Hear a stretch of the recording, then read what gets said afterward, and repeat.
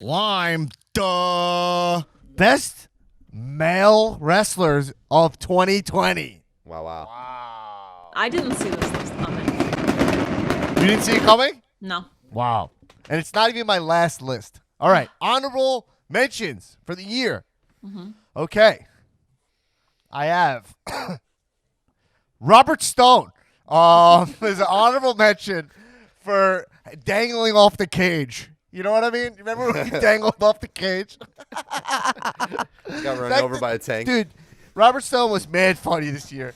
Yeah. It's ridiculous to even put him here. He's not in the top 10 by any means, but Robert Stone, I just want to mention him, give him props, all right?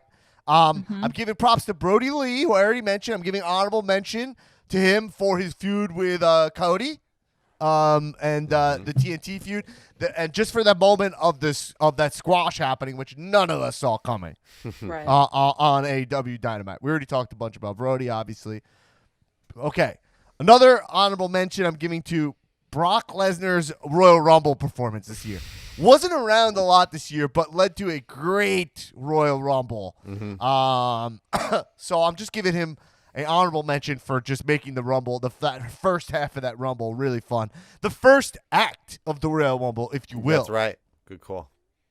Because that was crazy this year. I'll also give an honorable mention to Edge for his Royal Rumble debut, the second act of the Royal Rumble this year.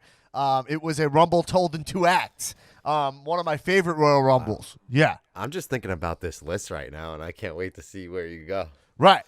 I'm also giving a one more honorable mention to Chris Jericho this year. Just for, his title run came to an end this year. And he was definitely then started being more on the back burner, had some fun feuds, but was using more to boost other talent. So that's why I'm not really putting him in the top 10 this year, but he easily could go in. Yeah. For me, I just had him in that last spot because 2019, he was probably number 2 or 1 or something. You know what I mean? But 2020, for just more his announcing and more of his support role, and for being part of the all those great MJF segments. I'm putting him in honorable mention this year, which some people might want him higher up.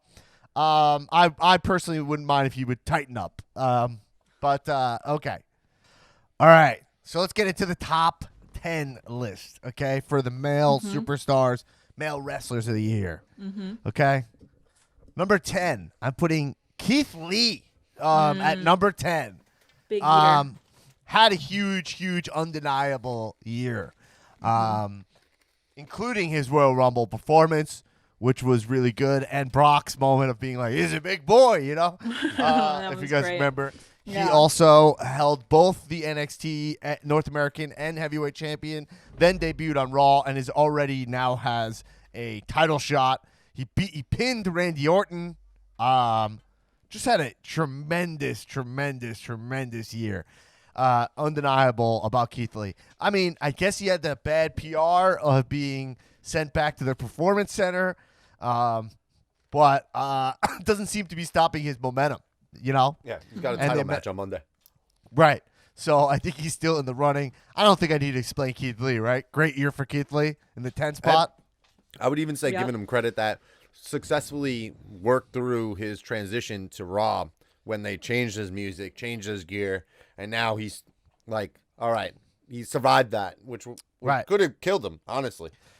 Yeah, it seemed like he's Vince might have some problems with him as a total package, but he's impressed Vince enough where he gave him a 24, which was really good. And so, Keith Lee at number 10. Number 9, I'm going to the Monday Night Messiah, Seth Rollins. Had a huge year. Not at the top, no titles involved, but extended that Dominic Mysterio feud. Oh, my God. About as long as it was. Also just got this Monday Night Messiah feud over. I said Rollins is the guy who I think really suffered for not having the crowd. I think this year he's an example of one of them. There's a bunch, but I think he would have been getting a shit ton of heel heat. To bounce back from his kind of disaster of the crowd turning against him and then turning this feud into this Monday Night Messiah thing. It was great. I think Rollins, before he bailed to have a kid, had a great run in 2020. I dug what he did. Mm-hmm. Number 8, Sami Zayn. Let's go. I gave a big spot to Sami Zayn this year. I think Sami Zayn had a killer year, and I would say he's one of the first guys in a long time to make the IC title feel relevant. Couldn't agree more. Since Miz, almost, right? Mm-hmm. Perfect. He perfectly slotted into that IC slot and was cutting some great heel promos. And then that kind of eked out at the end of the year. This T-shirt that Tulo's wearing right now had a great T-shirt. Found him some. I really was a fan of Sami Zayn's year. I'm kind of bummed they gave the title to Big E, to be honest, because I'm not bummed at all about that. It's Big E's great, but I just feel like Sami Zayn was on a roll with the IC title, and I wish he held it a little longer. But I'm also very pro pushing Big E. Mm-hmm. So, Big E's not on my list, I'll tell you, but I think Big E's more of going to be a 2021 list guy. Yeah. He eked out this. He had that win really at the end of the year here. So we'll see where Big E goes. I'm expecting big things for him in 2021. Mm-hmm. But Sami Zayn, killer. The whole outfit, everything, his promo. He's got perfect, heel shit where you're like, this guy's such a prick. All his thing of winning by count out was a blast. Plus I always pop for the hell of a kick. And the thing with the hell of a kick is that when he's wearing boots and the army pants, it makes it even cooler, I think. It's like a big Gestapo kick, Number 7, male wrestler of 2020. I go to MJF, Maxwell Jacob Friedman, who got on the New York Times list for best performances of 2020 for his the dinner. What was it? The dinner. What would they called it? What was that thing called? The dinner. I don't know. I forgot what it's called. The steak dinner thing. Yes. The dinner of the Festival of Friendship or whatever. I mean, MJF, he didn't win a title. He doesn't need titles, but MJF has just fucking had a killer year, and I expect this guy to keep moving lower and lower. I doubt he's going to be up at 7 in 2021. I imagine him to be probably in the 4 spot or something by next year. Wow. But we'll see. Who knows? So that's my first AEW, by the way. In the 6th spot for best male wrestler of the year, I went to Jon Moxley.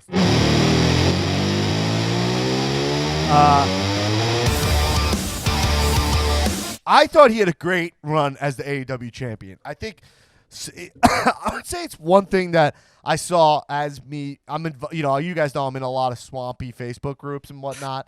Yeah. I think that it was definitely mixed. There were some people who kind of didn't love exactly what he was doing, but I think that he made AEW fun. I pop for him every time. The fact that how much I hated him as Dean Ambrose, and then how much he was a believable champion over there, and every time his music would hit, he'd come from the crowd, that people would go nuts. I think it was a successful title run. I think he led at the top of AEW, and he did a great job, I think. At least to be number 6. I didn't put him lower than he's not in the top 5. Too low. Any response? No, I think case could be made for him being the best wrestler of the year for some people. To me, I don't think I didn't really connect with his title run as much, but I respect the fucking shit out of him and what he's done at AEW and the matches he's put on and how entertaining of human being he has become as Jon Moxley. I will say, ditch the pants and go with the fucking undies. The undies. Or those booty shorts look good on him. Those booty shorts. Have you seen the pictures of him? The barbed wire one? Yeah, I've seen that. He's smoking the cigarette back. Well, he's got Sandman vibes. It's good. Yeah. I think the shorts would be a good transition for him. I think when he comes, I think this is a big time for him. Also, going to be a dad. Congratulations, Sam. Yeah. I think this is a new. I'm excited to see him come back. I hope there's cat's going across. A lot of dads coming up the pike here, I'll tell you. Mm-hmm. All right, let's move to number 5. So that's my top 10 is Keith Lee, Seth Rollins, Sami Zayn, MJF, Jon Moxley. And number 5 goes to Roman Reigns is always here. Oh, wow. Roman Number Reigns, 5. who is for the first time ever on one of my lists in a non-obligatory role. A fully earned killer year for Roman Reigns. He's knocked up higher because he was not around the whole year. Mm-hmm. So I think that's my argument for why he's not lower. But he's having this title run. It's going swimmingly. No complaints from me about Mr. Roman Reigns earning his role as the top wrestler in WWE right now, really. And, Jesus, fucking this tribal chief. The head of the table, the tribal chief. Head of the table, head of the table. Excited to see, even if they did a Brock Lesnar match with Reigns at Mania, I would think that's awesome. And that says a lot somehow, you know? Yeah. But if they give us that Rock match, whew, can you imagine? That would be fun. Samoan Showdown. The Samoan Showdown. And if they both rock 3/4 pants and no shoes, we'd love it. All right. Roman Reigns at number 5. I don't really need to argue anything there. Number 4 goes to Sammy Guevara. Sammy Guevara. This is my moment. Goes to the Fiend. I put the Fiend number 4 in the number 4 spot. God, what else? Does this count Bray Wyatt? The Fiend / Bray Wyatt. Okay, just checking. Gotta make sure. Yes, that's a good question. The Fiend / Bray Wyatt both go in the number 4 spot. What can you really say? Do I need to describe the Fiend? I mean, his match with John Cena was fucking amazing this year. He's on a fucking tear. If he could wrestle, if he could wrestle a little better, I'd put him at number 1, but that's not what I'm looking for him. I think that it's a tough choice, but I put him at number 4. Loving what the Fiend's at. Love it. Don't need him to have any titles. Keep him away from the title. Number 3 in the men's list, I'm giving to Cody Rhodes. Cody, another successful year for Cody, keeping AEW relevant all year, staying at the top, building that brand. I mean, look, Cody's Cody, man. I don't know what else you could say. Putting on 14 pounds of muscle and putting guys about 14 over. spots on the charts. Each pound earned them another ranking approval. Yeah, I mean, Cody is Cody, man. Well, what can you say about Cody? He's just fucking another killer year, staying at the top of AEW, looking awesome, creating big moments over at AEW. All right, number 2, just moving on. Okay. Because what can you say about Cody? So the 2-1 spot is really interesting. I think this might surprise people the way I go here, but I'm gonna go for the number 2 spot. Goes to.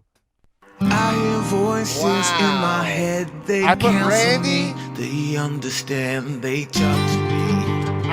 I put Randy at number 2. Number 2. Well, now I have to know who number 1 is. Well, I think number 1's obvious. And then number 1, the number 1 wrestler of 2020 goes to. From North Carolina. No, the number 1 wrestler. No, goes to. Gentlemen. I can't find his music. Hold on, I can't find his music. I will find it though. I can't find his music. I can't find his music. Oh, yeah. Goes to Drew McIntyre. I know, Tula, what you're gonna say. Okay, so here's the deal. Here's my list. My number 1 goes to Drew McIntyre. Number 2 goes to Randy Orton. Tough choice. You could argue they're tied. Now, I think you're making a face because of Kenny Omega, Tulo, right? No, I don't. Kenny Omega does not belong in my 20. I think 2020, he will be. There's a chance he moves all the way up to 1. Yeah, you know what I mean? There's But a he had chance, but 90% of that's this year. I can't believe I completely forgot about Drew. And Drew I was actually McIntyre. My sights were so set on Guys. Randy Orton that I just wasn't even thinking about Drew Seth. Here's the deal. I think Randy Orton easily could have went into Vince's office this year and yelled about some booking shit and then been number 1. But ultimately, when it came down to it, this is Drew McIntyre's year. Yeah. You guys know I Couldn't agree lean more. towards guys having the Drew McIntyre took that title back off Randy. He's going strong. He's gonna go into Mania as the champion, I believe, and he is solidified. This was Drew. 2020 was the year of Drew McIntyre. Randy Orton, to even be number 2, had that quick title run. Man, if I had to say who was more my guy this year, Drew or Randy, it's Randy. This was fucking we had the summer of Orton. Randy's just been on a fucking tear. But Randy goes to number 2, and I mean that as a compliment because Randy Orton this year let Keith Lee pin him. Randy Orton. Let Drew pin him. Randy Orton. Let Bray Wyatt pin him, right? Let did he let Bray Wyatt pin him? No, he lit Bray Wyatt on fire. He changed but his he let stance on Edge Black pin Lives him. Matter. He let Ed pin him. He let Keith Lee pin him. He let Drew pin him. He lost a lot of huge matches this year, Randy Orton, but still every year would bounce back and be the most relevant top guy. And to have this longevity of career, but 2020 ultimately, it goes to Drew, who won the Royal Rumble, who pinned Brock Lesnar at WrestleMania, had a very believable great run, ending it with the sword, getting Vince behind him to give it back to him after getting it all for Randy. Great. Drew McIntyre, so deserving, such an inspirational story about getting fired, coming back. The guy's fucking awesome. 2020 goes to Drew McIntyre. I agree. You didn't remember who was number 1? Who'd you think it was going to be, Kenny? No, I remember when you were going over the list, I'm like, where's Drew going to be? I'm like trying to figure it out. And then as we narrowed down, I just forgot about Drew. And I was like, I had my sights, like I was just like, oh, it's the king of 2020. Yeah. Randy Orton. It just like didn't even cross my mind. All right, guys. I'm also thinking about Drew doing it with no successfully having this run with no crowd too. Yeah. I mean to do that is huge. Is massive. Guys, Drew, his whole putting his hand up to the screen totally worked. He had a great fucking run. There's really no argument. It's Drew McIntyre's number 1. There's nothing to say.